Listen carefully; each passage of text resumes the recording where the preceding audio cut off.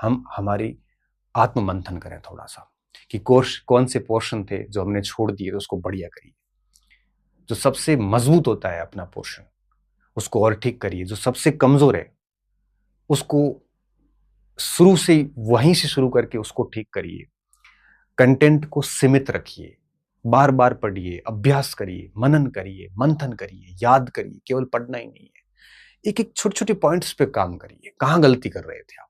गलती तो हो रही है, और अगर गलतियों पे काम नहीं करोगे बेटा, तो निश्चित तौर पे वापस होगी, और गलती वापस हो गई तो फिर से फेल होंगे। तो काम करिए, अब अपनी उस ऊर्जा को पॉजिटिव वे में ले जाइए।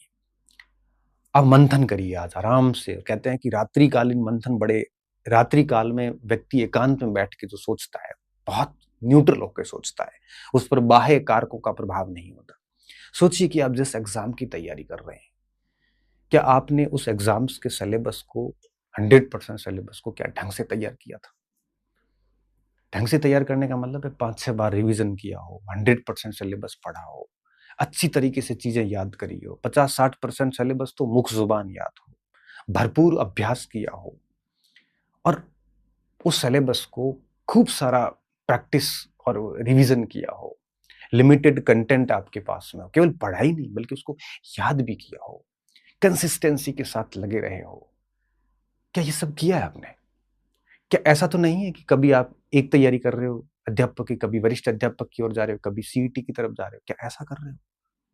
आप सोचना कभी, गलती कहाँ रह रही है। अब मुझे पूछोगे, मेरे पास ऐसे अनगिनत मैसेज आए इन दिनों कि सर खूब पढ़ाई करी, मैं फेल हो गया या फेल हो गई। मेरे मस्तिष्क में आता है मैं क्या जवाब दूं, इसलिए मुझे वीडियो बनाना पड़ा कि बेटा, आपकी कमी आपसे बेहतर कोई नहीं जान सकता। हम सारी कॉमन कमियां बता सकते हैं, उनमें से आपने कौन सी की है ये आपको ही पता है। एक व्यक्ति सबसे, अगर ये कहे ना कि आपके बारे में सर्वाधिक कोई जानता है तो आप स्वयं हैं। आपको पता होना चाहिए कि अब कमियां कहाँ रहती है, कॉमन कमियां। पहली कमी ये होती है कि हम कंटेंट के ढेर बना लेते हैं, वो नहीं करनी है। अब कई बच्चों ने ये किया होगा। मैं कहता हूं कि हर पार्ट की एक एक किताब ले लीजिए, आप कोई भी लीजिए, कोई फर्क नहीं पड़ता। दूसरी कमी ये होती है कि हम याद नहीं करते बल्कि हम उसको पढ़ते जाते हैं। अब पढ़ने से कुछ नहीं होता, उसको याद करना पड़ता। आंखें बंद करके सोचिए कि आप उसको याद कर पा रहे कि नहीं पा रहे। कई बच्चे ऐसे होते हैं, पढ़ते 20-20 बार है लेकिन याद किया नहीं उसको। क्या ये गलती तो नहीं कर रहे? तीसरी बात, हर पढ़े हुए टॉपिक के पुराने क्वेश्चंस वगैरह हर आयाम से सोच सोच के उसका प्रैक्टिस की कि नहीं करी? अगर नहीं करी तो परीक्षा हॉल में गलतियां होगी। फिर बार बार उसका रिवीजन किया कि नहीं किया? पढ़ते वक्त दिमाग में एज्यूम किया था कि नहीं कर रहे थे कि इसका कैसे क्वेश्चन बन सकता है? क्या आप एक ही परीक्षा को लेके बढ़िया तरीके से तैयारी कर रहे हैं या आप डाइवर्ट हो रहे हैं बार बार? तो आप सभी चीजों पे मंथन कीजिए, गलती कहां रह रही है। और मैं विश्वास के साथ कह सकता हूं कि अगर आप एक आधा घंटा घंटे पर बैठ के न्यूट्रल होकर सोचोगे, खुद के प्रति ईमानदार होना बेटा बहुत जरूरी है। अगर आप खुद के प्रति ईमानदार नहीं हैं तो आप अपनी गलती को कभी स्वीकार नहीं करोगे, आप उसको इग्नोर करोगे।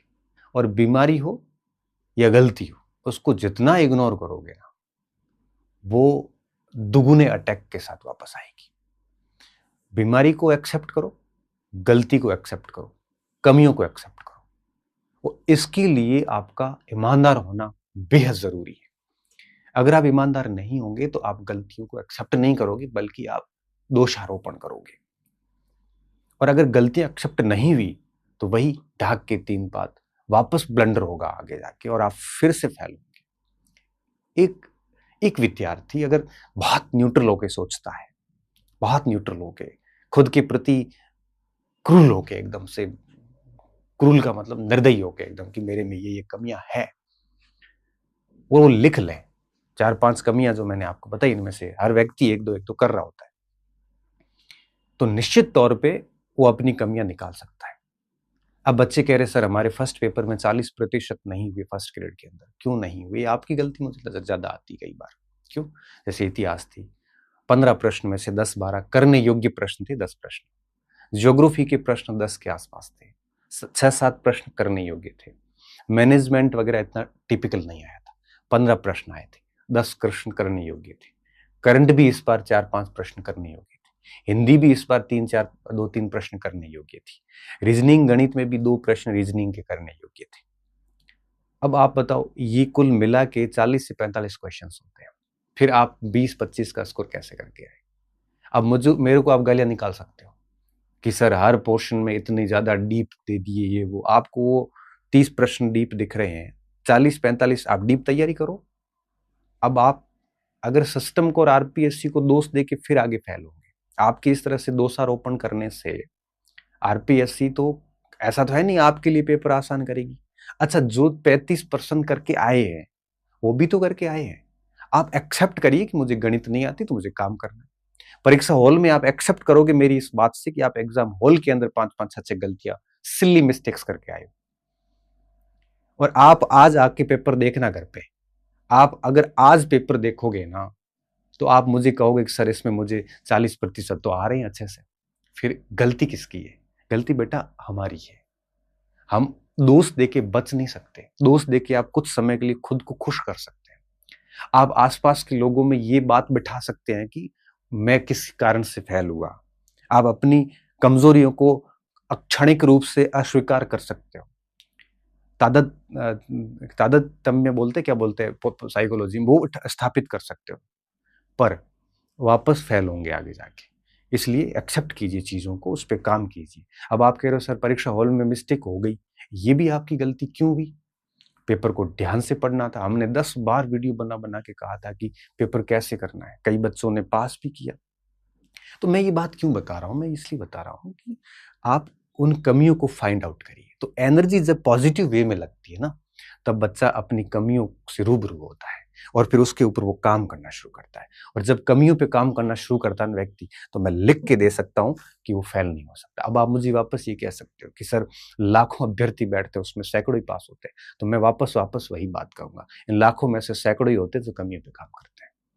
बाकी व्यक्ति कमी पे काम करना आसान काम नहीं है बेटा। कमी एक्सेप्ट करना ही बहुत बड़ी चैलेंज है कि मेरे में कोई कमी है तो मैं स्वीकार नहीं कर सकता। व्यक्ति की प्रवृत्ति होती है, टेंडेंसी होती है, ह्यूमन टेंडेंसी है ये।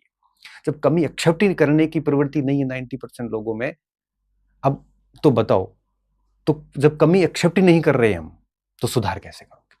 और जितने भी मैसेजेस मेरे पास आए 3-4 दिन से मैं देख रहा था, किसी ने ये नहीं लिखा मेरी सर ये कमी रही। सबने यही लिखा है कि बस सर मेरे नसीब ठीक नहीं थे, किसी ने कहा मेरी नियति ठीक नहीं थी, पता नहीं कहाँ कमी रह रही, सर मुझे कमी का पता ही नहीं चल रहा। जो भी ये लिख रहा है, मैं बहुत ही कड़वे शब्दों में बोल रहा हूँ, आपको बुरा लग सकता है ये बात। आप ईमानदार नहीं है, आप एक्सेप्ट नहीं कर रहे हैं आपकी कमी कहाँ है। और अगर आप ईमानदार है फिर भी ये लिख रहे हैं, इसका मतलब आप अभी भी ना समझ है। आप अभी भी मंथन नहीं कर रहे हैं कि आपकी कमी कहाँ रह रही। कमी के बिना कभी भी इस तरह से रिजल्ट खराब नहीं होते। ठीक है, एक बार हो सकता है, 2-3-4 बार नहीं होते। अब लाखों में सर आपको सर सैकड़ों सीट तो 6 लाख बच्चे बैठे, 20 लोग, 40, 50, 100 लोग लेने थे। यहाँ जरूर काम करता है कि यहाँ आपकी एक आधी मिस्टेक आपको बार कर सकती है। लेकिन जब 1000 सीट हो या 200 सीट हो, 500 सीट हो, यहां पर मैं कह रहा हूं कि उन लाखों में से कुछ सैकड़ों लोग ही होते हैं जो सच में कमियों पे काम करते हैं। तो मैं यही कहूंगा कि अपनी जो असफलता के बाद, विफलता के बाद में जो एनर्जी है, उसको पॉजिटिव वे में ले जाइए। आज ही आज बैठ के अपनी कमियों पे काम कीजिए, कमियां फाइंड आउट कीजिए, क्या क्या कमियां थी, और फिक्स इट, और उसको फिक्स करो, कमियों को खत्म करो, उस पे जबरदस्ती तरीके से लग जाओ आप।